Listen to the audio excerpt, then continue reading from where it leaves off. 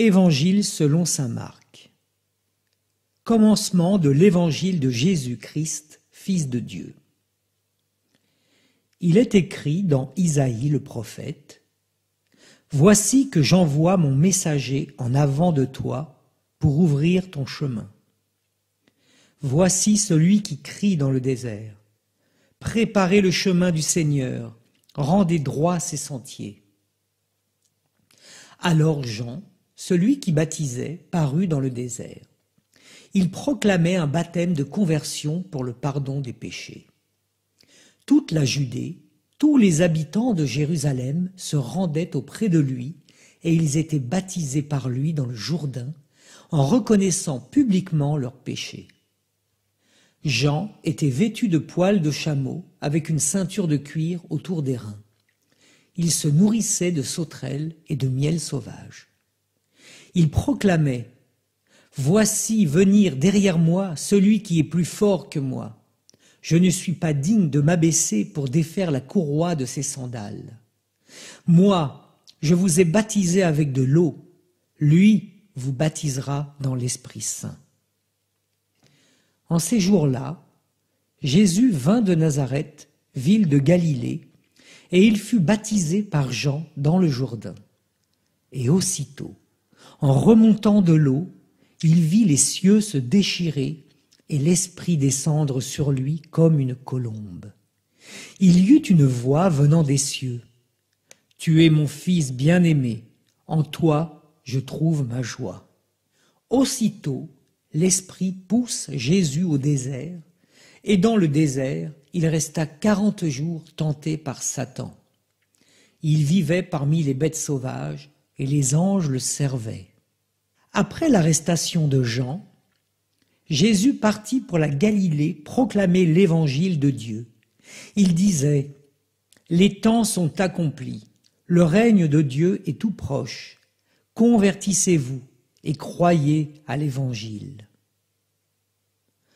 Passant le long de la mer de Galilée, Jésus vit Simon et André, le frère de Simon, en train de jeter les filets dans la mer, car c'étaient des pêcheurs. Il leur dit : « Venez à ma suite, je vous ferai devenir pêcheurs d'hommes. » Aussitôt, laissant leurs filets, ils le suivirent. Jésus avança un peu et vit Jacques, fils de Zébédée, et son frère Jean qui étaient dans la barque et réparaient les filets. Aussitôt Jésus les appela. Alors, laissant dans la barque leur père Zébédée avec ses ouvriers, ils partirent à sa suite. Ils rentrèrent à Capharnaüm. Aussitôt, le jour du sabbat, Jésus se rendit à la synagogue, et là, il enseignait.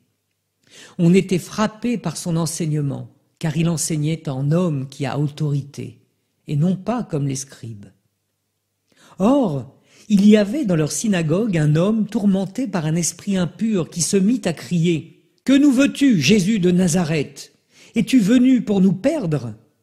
Je sais qui tu es le Saint de Dieu. » Jésus l'interpella vivement. « Tais-toi, sors de cet homme !» L'esprit impur le fit entrer en convulsion, puis poussant un grand cri, sortit de lui. Ils furent tous frappés de stupeur et se demandèrent entre eux : « Qu'est-ce que cela veut dire ? Voilà un enseignement nouveau, donné avec autorité. Il commande même aux esprits impurs et lui obéissent. » Sa renommée se répandit aussitôt partout dans toute la région de Galilée.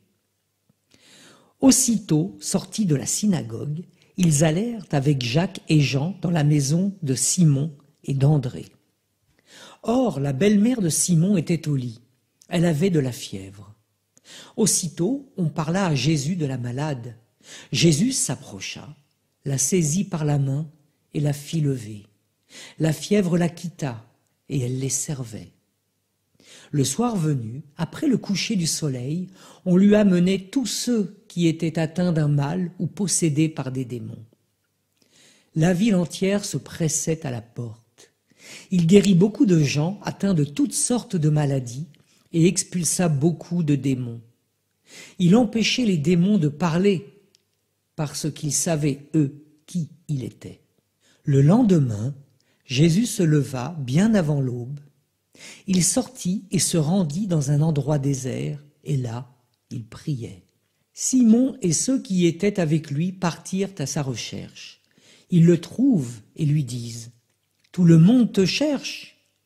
Jésus leur dit « Allons ailleurs, dans les villages voisins, afin que là aussi je proclame l'Évangile, car c'est pour cela que je suis sorti. » Et ils parcoururent toute la Galilée, proclamant l'Évangile dans leurs synagogues et expulsant les démons. Un lépreux vient auprès de lui. Il le supplie et tombant à genoux, lui dit « Si tu le veux, tu peux me purifier. » Saisi de compassion, Jésus étendit la main, le toucha et lui dit « Je le veux, sois purifié. » À l'instant même, la lèpre le quitta et il fut purifié. Avec fermeté, Jésus le renvoya aussitôt en lui disant « Attention, ne dis rien à personne, mais va te montrer au prêtre et donne pour ta purification ce que Moïse a prescrit dans la loi. Cela sera pour les gens un témoignage. » Une fois parti, cet homme se mit à proclamer et à répandre la nouvelle, de sorte que Jésus ne pouvait plus entrer ouvertement dans une ville, mais restait à l'écart, dans un endroit désert. De partout, cependant, on venait à lui.